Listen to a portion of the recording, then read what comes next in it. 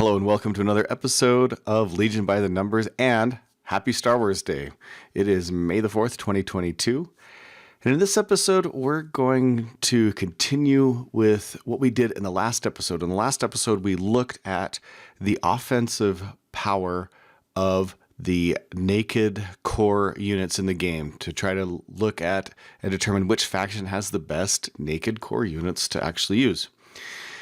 In this episode, we're going to continue that on, except we are going to look at the survivability or defense of those naked core units. So if you'll remember from that previous episode, which there should be a link to that up above, we went through and looked at the points per hit for each of the naked core units.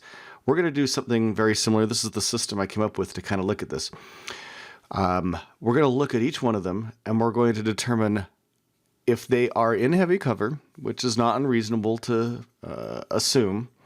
If you're playing well, then how much damage does a sniper do to them, and how much damage does a somewhat typical core unit do to them? So I've chosen for sniper, and I've gone with the Empire sniper, the Scout Trooper. So it's like 2 black, Pierce 1, Sharpshooter 1. And then for the typical unit, I've chosen the T21 Stormtroopers.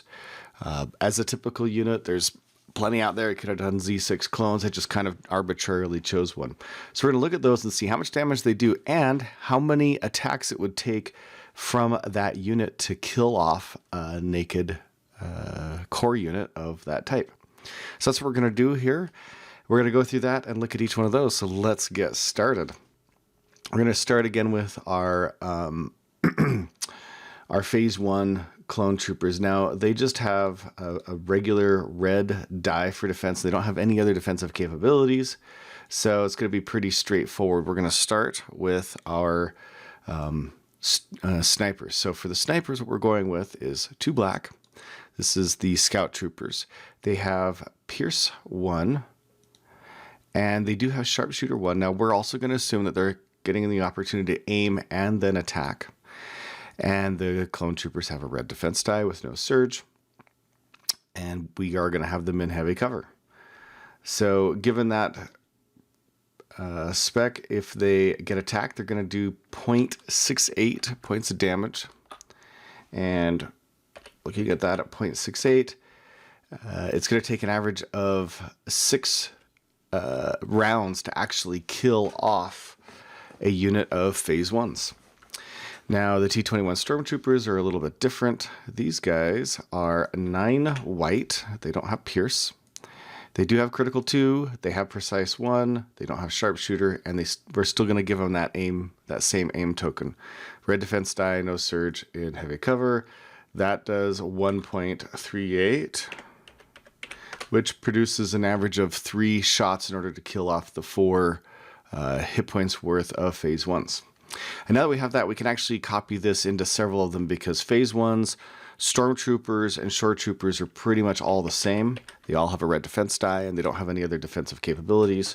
So we can just copy those in, and they all have basically the same survivability. All right. Now let's go to our Phase 2s. The only difference between Phase 1s and Phase 2s is that the Phase 2s are going to have a surge token available to them because they have Reliable 1. So with that, you can see that when the snipers, it doesn't actually make any difference. That additional surge token makes 0 difference at all. So we're going to put that in, 0.68.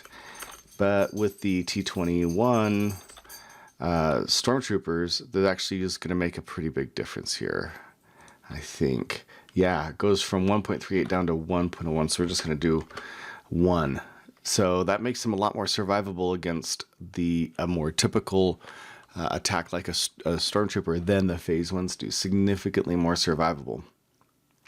All right, B1s. B1s are interesting because they are like the worst of all of the naked troops as far as survivability.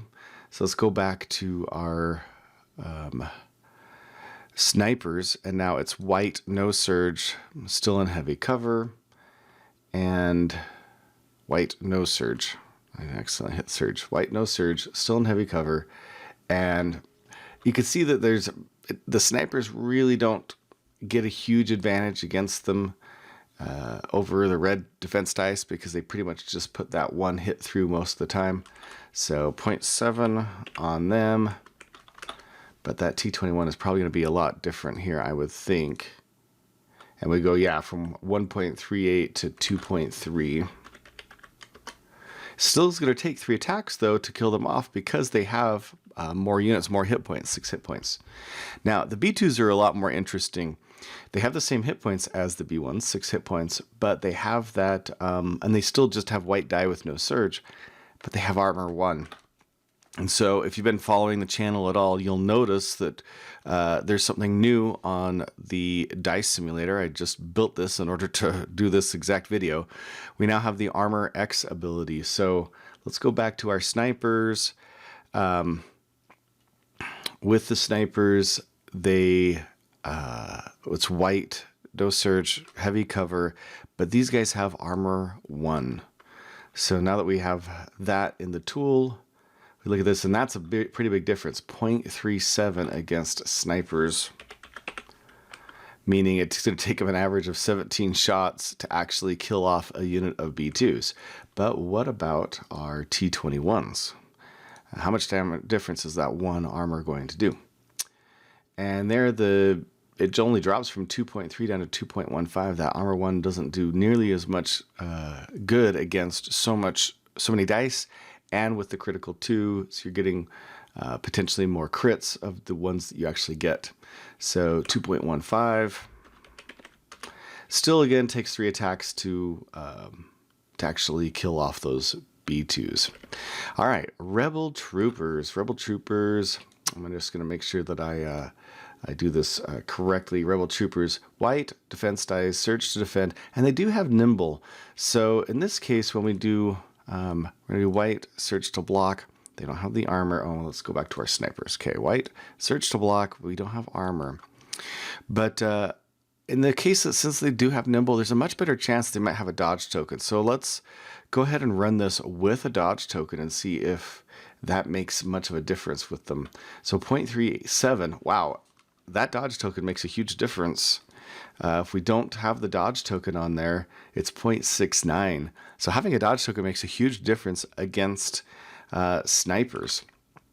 So we're going to put in that 0.37. Honestly, I don't know that Rebel Troopers are the type of, especially Naked One, that you're going to have a dodge on them every time. So they do have nimble, so if they get attacked, they keep the dodge, but you have to make sure that you go first and you take a dodge that action. You can't attack. You can only do one of it. You can move once. You can't move twice. So are you going to always have a dodge token when you face against snipers? Kind of rough to say. So it's somewhere between 0.37 and 0.68. So between 6 and 11 attacks. In any case, it still shows that if you can keep your Rebel Troopers in heavy cover, snipers are not going to be, those typical snipers are not going to be that effective against them. All right, and then let's go to the T21s. White, search to block, no armor. But again, we're going to give them that dodge token. And that comes out to 1.72, which is a lot more typical. Again, 3 attacks to take them out. But that's pretty good for a naked troop. All right, Fleet Troopers. Fleet Troopers are pretty much the same. They don't have any defensive capabilities, white, search to defend. So we can assume that they're pretty much like the Rebel Troopers, other than they don't have anything like that nimble.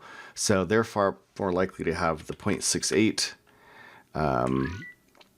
attack or defense. And then on the T21s, we'll rerun that, but without the dodge. And it goes from 1.72 to 1.85. So the dodge really didn't do much against going against something like the T21 Stormtroopers. All right, Rebel Veterans. Rebel Veterans are pretty much going to be like the Rebel Troopers, white, search, defend. The difference with them is they have that defend 1. So they get their defense, their dodge token at the beginning of the round if you give them an order. Now, are you going to be giving your naked Rebel Veterans an order? Maybe, maybe not. The Rebels are kind of okay, and I don't play a lot of Rebels, so I'm not sure about the strategies here. So there's a good argument for saying that they wouldn't get them, a good argument for saying that you would give them their dodge token. So that's going to make the difference between 0.37 and 0.68 against snipers. We're going to go with the more advantageous one, the 0.37, assuming that you do give them an order. And then 1.72 on the T21s if they have a dodge token. Again, the dodge doesn't really make that much of a difference against T21s. So with that in mind, looking at the naked troopers, against something normal like the Stormtroopers, the only thing that has any slight advantage in survivability is your phase 2 clones. Those are by far the most survivable against the T21s.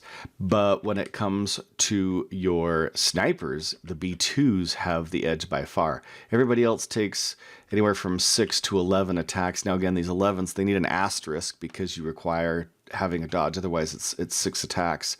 The B1s have a little bit of advantage, and the B2s have a big advantage in here. So it kind of is interesting that on the survivability scale, B1s and B2s tend to be pretty high when it comes to naked troops and phase 2s. So those are our most survivable ones, the phase 2s, the B1s, and the B2s, with asterisks on the rebels because of the dodge tokens.